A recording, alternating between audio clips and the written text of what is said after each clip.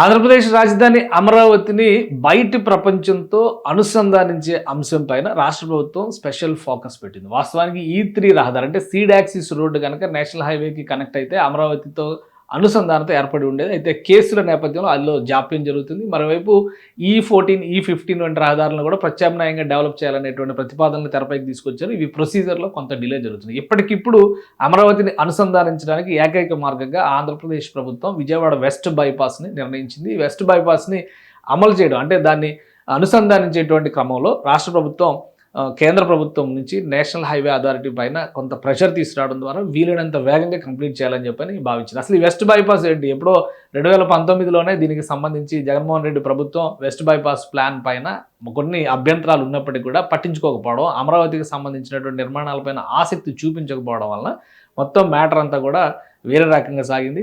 అందుకనే ఇది ఒక భారీ ప్రాజెక్టు. దాదాపు 47 కిలోమీటర్లు 48 కిలోమీటర్లు పొడవైనటువంటి రహదారి వ్యవస్థ. అటు గన్నవరం నుంచి ఇటు చిన్న కాకాని వరకు, అంటే గన్నవరం దగ్గర ఉన్నటువంటి చిన్న అవుట్టుపల్లి నుంచి చిన్న కాకాని మంగళగిరి హైవే పైన ఉండేటువంటి చిన్న కాకాని కనెక్ట్ చేసేటువంటి మార్గం ఇది. ఈ మార్గంలో ఒక భారీ బ్రిడ్జ్ కృష్ణానది పైన కూడా వచ్చింది. అందుకనే 4 ప్యాకేజీలుగా విభజించి నిర్మాణ ప్రక్రియను చేపట్టారు. ఈ నిర్మాణంలో ఎంఈఐఎల్ లాంటి సంస్థ, నవయుగ, అదానీ గ్రూప్ ఇవన్నీ కూడా పాలు పంచుకున్నాయి. అయితే అమరావతిలో ల్యాండ్ అయినటువంటి స్ట్రెచ్ విషయంలో మాత్రం సరైనటువంటి జాగ్రత్తలు తీసుకోకపోవడం వల్ల ఆ మార్గంలో వచ్చేటువంటి కాలువలు, వాగులు వీటికి ఆటంకాలు ఏర్పడే మొన్న వరద సమస్య ఎదురయ్యింది అనేటువంటి అభిప్రాయం ఉంది. ఈ నేపథ్యంలోనే వాటిని సరిచేయడంతో పాటు వీలైనంత తొందరగా నేషనల్ హైవేతో కనెక్టివిటీ. నేషనల్ హైవే అంటే Vijayawada Hyderabad national highway NH65 అంటాం. అది విజయవాడ వైపు వస్తుంది. కానీ ఇటువైపు అమరావతి వైపు నుంచి వచ్చేటువంటి మార్గం మాత్రం NH45 అంటే వైజాగ్ నుంచి చెన్నై వెళ్ళేది, కలకత్తా నుంచి చెన్నై వెళ్ళేటువంటి హైవేకి కనెక్ట్ చేసే విధంగా ఇప్పుడు పనులు శరవేగంగా జరిగేలాగా జాగ్రత్తలు తీసుకున్నారు. ఇది హైవే 45కి సంబంధించినటువంటి దృశ్యం. దానికి అనుసంధానిస్తూ ఈ పనులు చాలా వేగంగా తెరపైకి తీసుకొచ్చింది కేంద్ర ప్రభుత్వం. ఇది భారత్ పరియోజన ప్రాజెక్టులో భాగంగా విజయవాడకి వెస్ట్ బైపాస్, ఈస్ట్ బైపాస్ని ప్రపోజ్ చేశారు.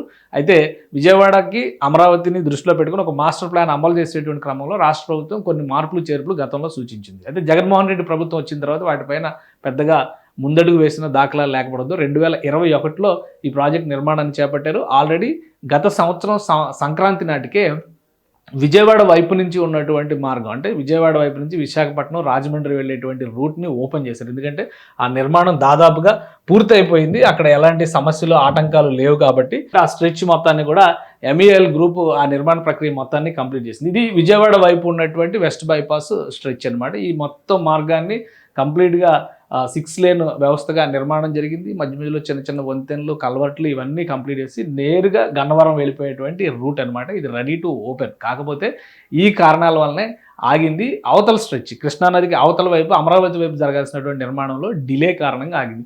ఆంధ్రప్రదేశ్ ప్రభుత్వం ఇది నేషనల్ హైవే 65, ఇది హైదరాబాద్ హైవేని కనెక్ట్ చేసేటువంటి మార్గం అవుతుందన్నమాట. సో మధ్య మధ్యలో చాలా ఈ రూట్కి చాలా ప్రత్యేకత ఉంది.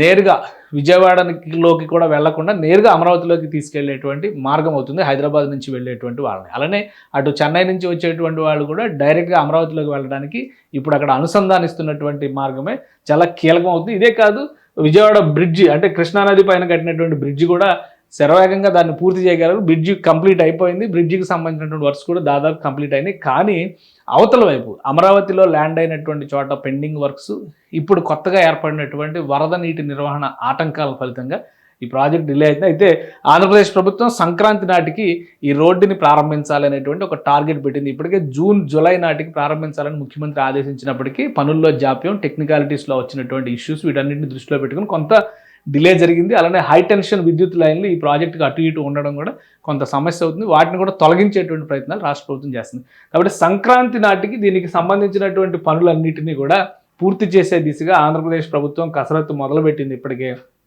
ముందుగా రాజమండ్రి వైపు విశాఖపట్నం వెళ్ళేటువంటి వాహనాలు మాత్రం లాస్ట్ టైం ఎలా అయితే అనుమతించారో ఆ విధంగానే ఓపెన్ చేసే అవకాశం ఉంది.